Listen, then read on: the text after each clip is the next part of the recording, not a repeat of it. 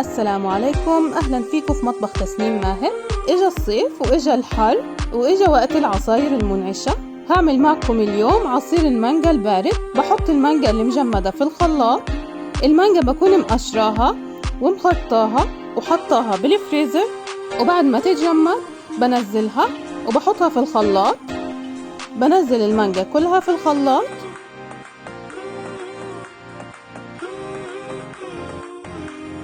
ولو المانجا منزلة مية بحط مية المانجا معاها كمان في الخلاط. بركب شاف الخلاط على الخلاط.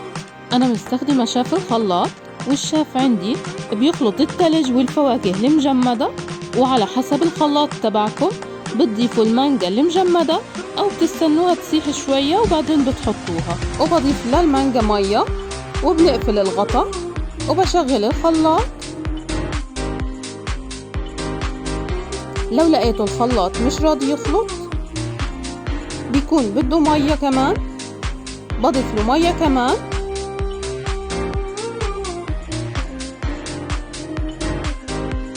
وبرجع بخلط تاني.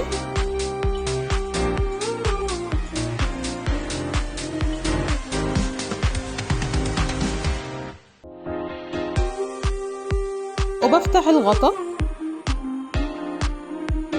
وبقلب المانجا جوا الخلاط. بتكون المانجا مش واصلة لتحت لعند الخلاط، فبقلب المانجا علشان أخلي الخلاط يعرف يخلطها.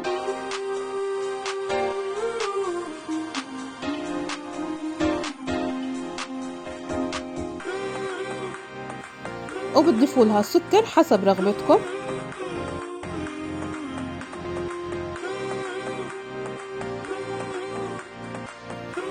وبنخلطه لغاية ما يتجانس القوام معانا، وبتتحكموا في قوام العصير حسب رغبتكم. بتزودوا مية لو بدكم اياه اخف من هيك، بس احنا بنحبه سموزي. ما بكترش المية، لانه لو كترت المية هيكون قوامه اخف من هيك. بنقلل المية علشان يكون قوامه تقيل.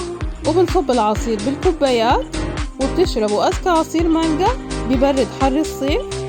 وصحتين وألف هنا.